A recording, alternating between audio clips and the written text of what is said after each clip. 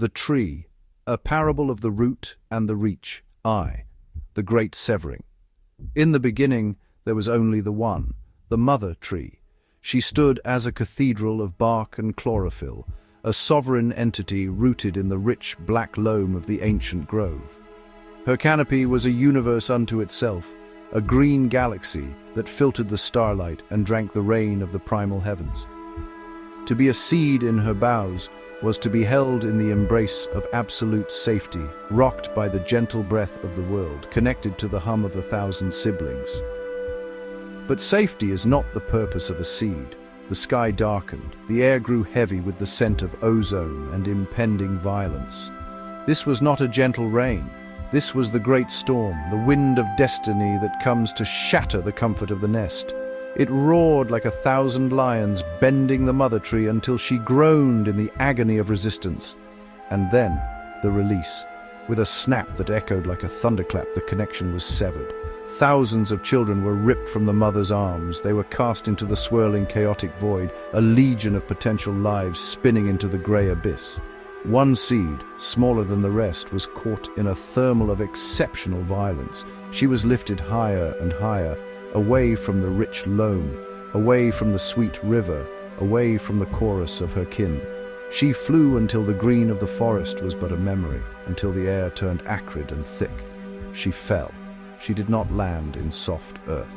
She struck hard ground, a desolate Golgotha of gravel, clay, and broken stone.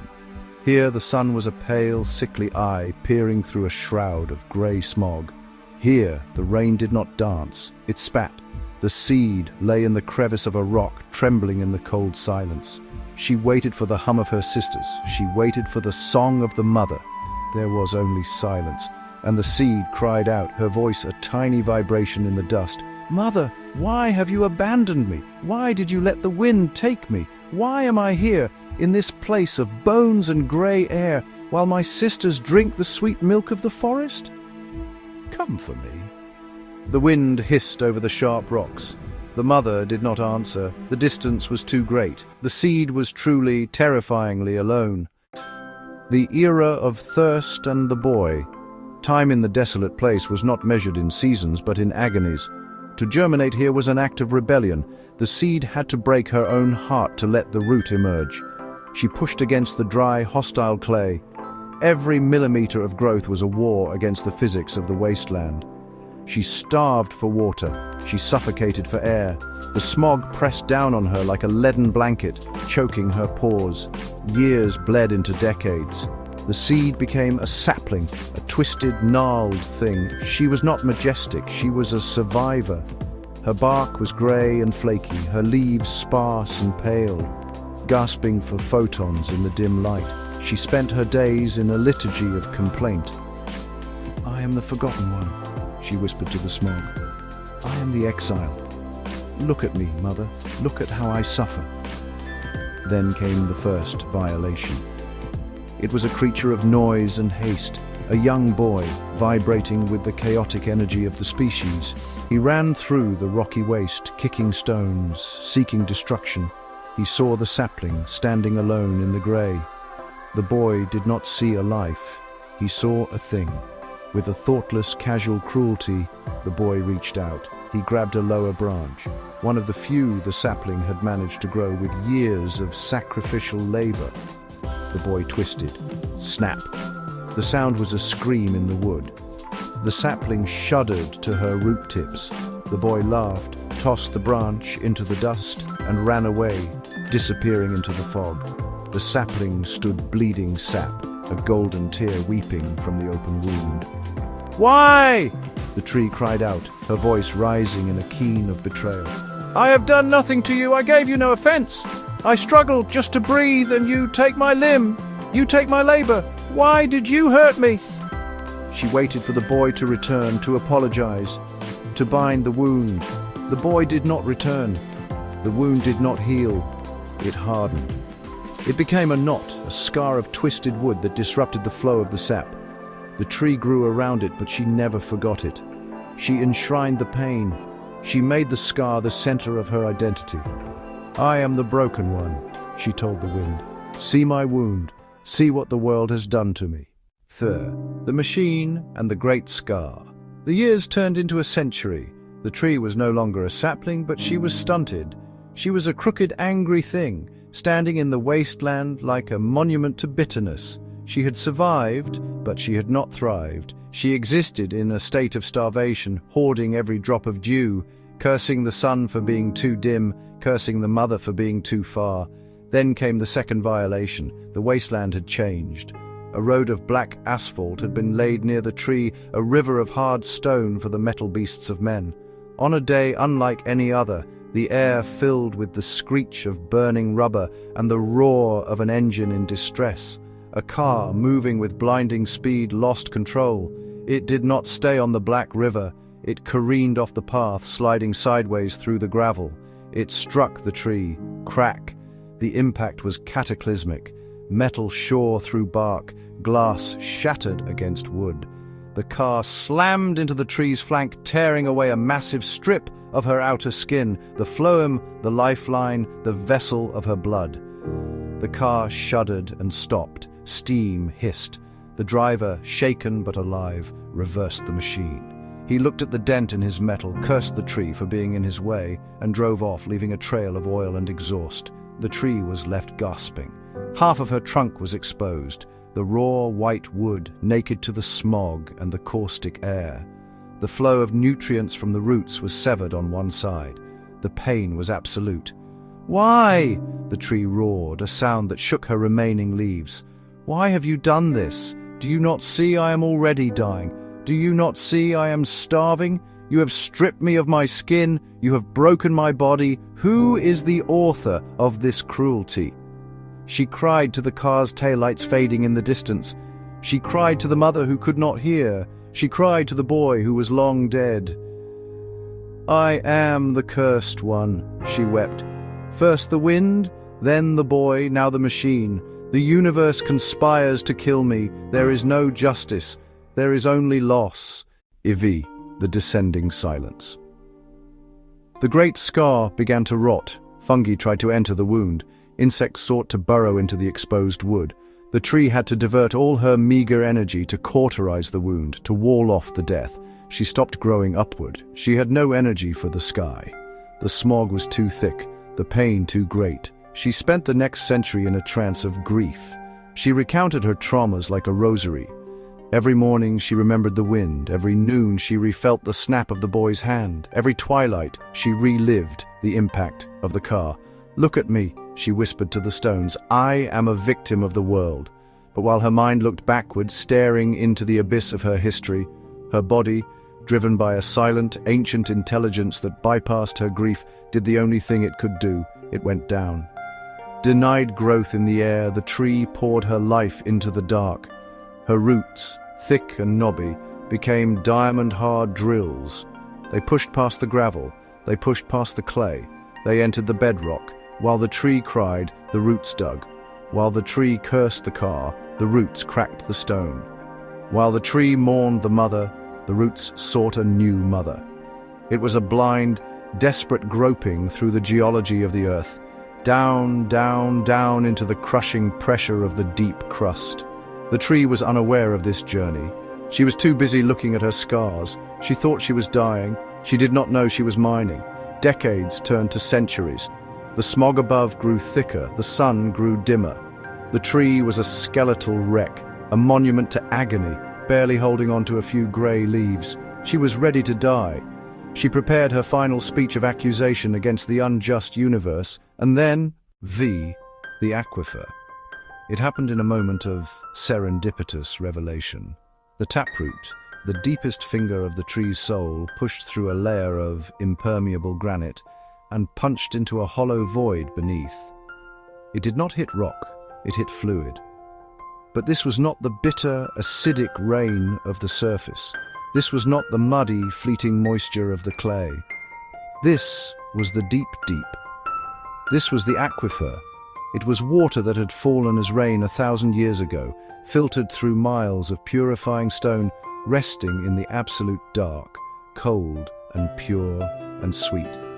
It was the blood of the planet. The root gasped. It opened its pores. Whoosh! A shockwave of vitality slammed into the tree. It rushed up the taproot, a hydraulic roar of life that traveled faster than thought. It surged through the bedrock, up through the clay, up through the gravel. It hit the trunk.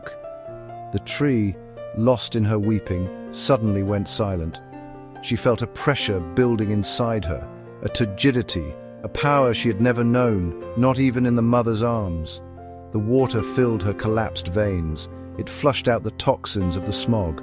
It hydrated the dry, brittle wood of the scars. For the first time in 500 years, the tree was not thirsty. "What is this?" she whispered. "It is endless." The water did not stop. It was a boundless ocean beneath her. She drank until her wood groaned with the expansion. The energy required an outlet.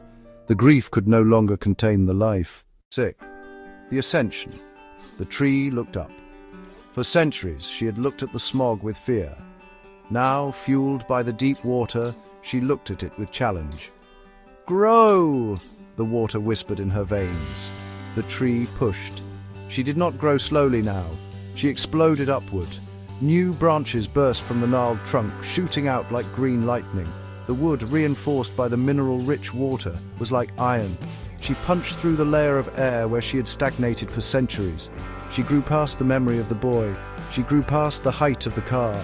She reached the grey ceiling, the heavy layer of smog that had choked her since birth. And with a mighty surge of hydraulic pressure, she pierced it. She broke through. Suddenly, the air was clear. Suddenly, there was a color she had forgotten. Blue, indigo, azure. And there, burning in the center of the dome, was the sun. Not the pale eye she had known, but the golden sovereign, the burning fire of the cosmos.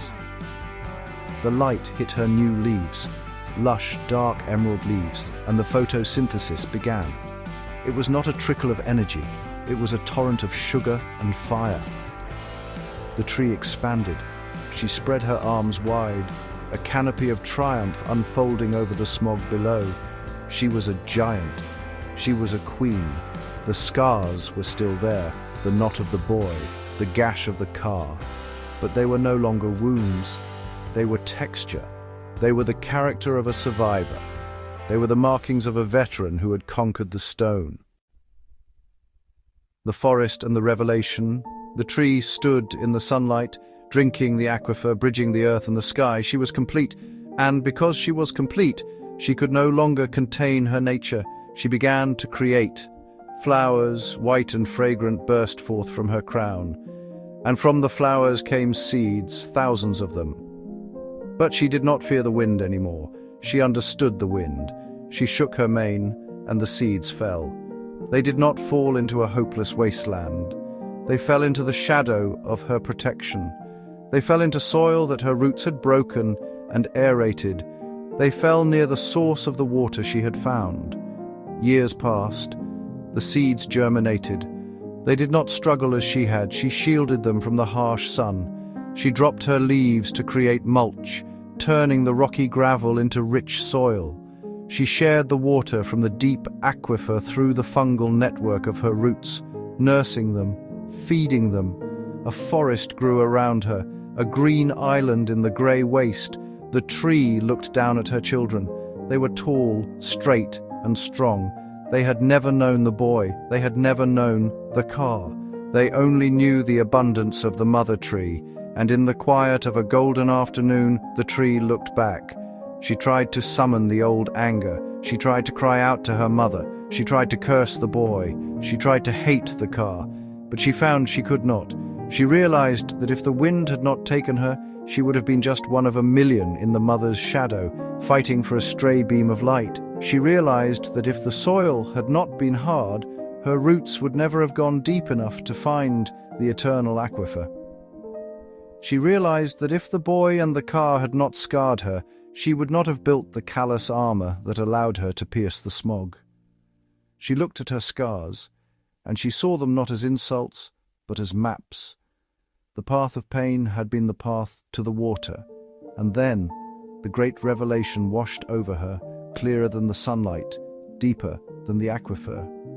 She looked at her new forest, surging upward, hungry for the future. She looked at her old memories, fading like mist, heavy with the stench of decay. "I see," the tree whispered into the light. "To look back is to look at the dead. The boy is dust, the car is rust, the wind is gone, my old self is a ghost. Death is a decay. Death is the movement backward. Death is the obsession with what was lost. But life is the movement forward. Life is the reach toward the sun. Life is the root drilling deeper. Life is the seed falling into tomorrow." The tree shook her branches, and a final shower of dead grey leaves, the last remnants of her years of mourning, fell from her crown and drifted away on the wind. She let them go. She did not watch them land. She turned her face solely to the sun. She felt the rush of the deep water. She felt the hum of her children rising around her. She was no longer the exile. She was the source.